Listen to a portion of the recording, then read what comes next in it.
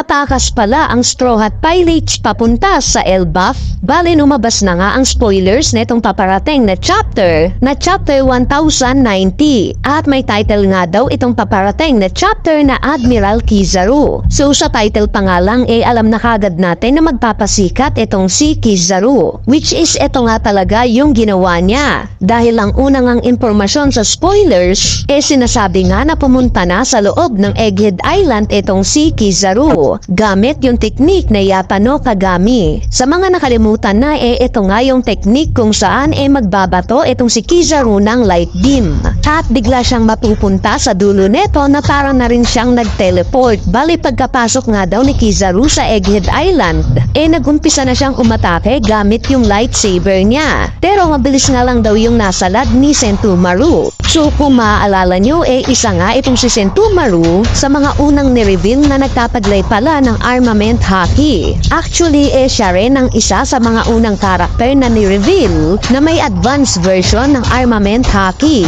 At during chapter 511 nga nung time ng Sabudi Archipelago arc sinabi niya na siya daw ang may pinakamalakas na depensa sa buong mundo nung time na na-block niya itong atake ni Luffy. Pero alam naman nating lahat na self-proclaim niya lang ito dahil in chapter 1069 nga hindi niya nadepensahan itong atake sa kanya ni Rob Lucci. Kaya naman itong pagsalag nga niya sa lightsaber ni Kizaru sa tingin ko nga na may holdback na nagaganap dito. Nag-holdback itong si Kizaru na wag patayin itong pamangkin niya. Anyway, ang sumunod na impormasyon nga sa spoilers sinasabing nagkatawagan na daw gamit ang Denden Mushi Snail itong sila Luffy at Saturn. Habang nangyayari nga daw ang tawag na to as usual. Sinabi nga ni Luffy kay Saturn na siya daw ang magiging hari ng mga pirata. Dagdag impormasyon pa nga na habang nag-uusap daw itong sila Luffy at Saturn nakikinig daw itong si Big News Morgan. Kung maaalala nyo sa last chapter sinabi nga ni Saturn kay Vice Admiral Doberman na wag daw ipaalam na nandito siya. At dahil nga sa alam na ngayon ni Morgan na may Gorosei sa Egghead Island paniguradong ilalabas niya to sa balita since hindi nga siya natatakot sa world government. Kaya naman paniguradong dagdag gasolina na naman ito sa galit ni Insama kung sakali man at matalo ni Luffy si Saturn.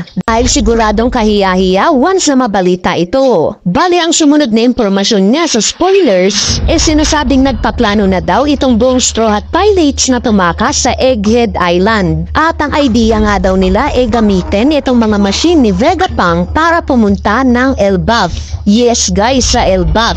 So naka-include nga rin sa impormasyon na to na nandito raw si Nico Robin at kasama nila. Alam naman natin na sa nangyaring last chapter hindi nga ipinakita itong si Robin. At kung maaalala nyo during chapter 1078 namataan nga natin itong barko ng Blackbeard Pirates na papunta na rin sa Egghead Island. At dahil nga sa process of elimination ang idea nga kung sino ang nakasakay sa barko na to itong sila Lafitte at Katarina Devon. Since silang dalawa na nga lang ang hindi pa nag-a-appear sa Blackbeard Pirates at hindi pa natin nakikita. At dahil nga sa ang kakayanan ni Katarina Devon kaya niyang makapanggaya ng kahit na sino, ultimo yung damit na suot nagagaya niya, masasabi nga natin na walang safe na yon sa Egghead Island. Kumbaga kahit na sino ngayon sa Egghead Island possible na si Katarina Devon na. Pwede ngang isa na siya sa mga satellites ni Vegapunk, isa na siya sa mga CP0, or isa na siya sa Straw Hat Pirates. At sino ba ang pinakamahalagang karakter sa Straw Hat Pirates? Diba si Nico Robin?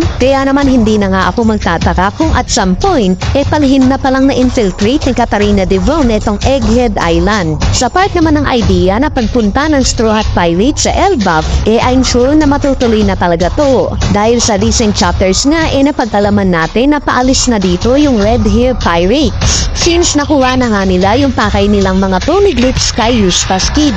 At sino bang karakter ang nakita natin dito bukod sa Red Hair Pirates? Diba sila Brogy at Dory? At dahil nga sa may pangako si Usopp sa kanila during Little Garden arc na pupunta daw siya sa Elbaf, mukhang matutupad na ngayon. Plus napagkalaman din natin sa mga recent chapters na dito nagtatago itong nakaligtas sa Ohara na si Jaguar di Saul. At alam naman natin kung gaano kahalaga kay Robin itong si Saul. Kaya panigurado talagang bibisitahin ng Straw Hat Pirates itong Elbaf. Kaso ang magiging tanong nga lang ngayon paano? Paanong diskarte ang gagawin ng Straw Hat Pirates kasama si Vegapunk para makatakas sa Egghead Island papunta sa Elbaf? Anyway, ang sumunod na impormasyon nga sa spoilers naglagay daw ng password itong si Yort sa Frontier Dome ng Labo Peace para walang makatakas. So I'm sure na hindi naman tayo dapat mag-alala dito. Since maraming ang machines at naimbento itong si Vegapunk na capable i-counter itong ginawa ni Yort. Wala ngang imposible kay Vegapunk. Sa mga unang chapters nga nakita nating tumagos pa ang Straw Hat Pirates sa pader. Diba? Kaya siguradong makakounter ni Vegapunk itong ginawa ni Yort. Ang sumunod naman sinasabi nga na itong mga Seraphim daw nakakulong sa isang malaking bubble balls. Kung saan itong Seraphim Hancock nga daw nakita nating in love kay Luffy. So itong bubble balls nga na to malamang na ito yung similar sa ginamit ng Pacifistas Mark III na bubble shield. Itong pagiging in love naman ni Seraphim Hancock kay Luffy malamang na nas jeans na talaga ni Hancock yung pagiging in love niya kay Luffy. At nakuha ito ng Seraphim version niya. Doon nakakatawa nga kung pakikinggan pero it makes sense nga na ito yung tanging paraan para mapabalik sa pagiging bato itong sila Frankie at Usopp. Though ang palaisipan nga lang sa tingin ko sa sitwasyon na to ano ang mas magiging mataas sa hierarchy sa pag-utos sa Seraphim Hancock, yung Gorosei ba o si Luffy? Dahil alam naman natin na ang may pinaka-control sa mga Seraphim itong mga Gorosei. Pero susundin kaya ng Seraphim Hancock itong Gorosei kung iutos neto na patayin si Luffy? Anong tingin nyo dito? Bali kung may idea nga kayo i-comment nyo na yan sa ating comment section sa ibaba para mapag-usapan natin yan. So ang huling ng impormasyon sa spoilers sinasabi nga na naramdaman daw ni Luffy yung pagpasok ni Admiral Kizaru sa Egghead Island gamit yung observation hacking niya, kung saan nabanggit nga niya na may malakas daw na karakter ang dumating. Bali ito na nga yung indikasyon na mag-uumpisa na itong kagunuhan sa Egghead Island. At although priority nga na tumakas nila Luffy sa Egghead Island, I'm sure na once na makita niya itong si Kizaru, siguradong hahamunin niya to ng laban. Dahil yung huling alaala nga niya kay Kizaru masyadong masalimuot. At dahil nga sa kilala natin itong si Luffy na laging gustong maghigante, siguradong mag-iinit yung dugo niya once na makita niya si Kizaru. Anyway, ayan na nga yung mga impormasyon sa spoilers na itong paparating na chapter 1090. Yung ibang impormasyon niya tatalakayin na lang natin sa mismong chapter review natin na i-upload natin syempre once na lumabas na yung full chapter. Kaya stay tuned lang sa channel natin para sa mas maraming One Piece updates. So yun lang, peace!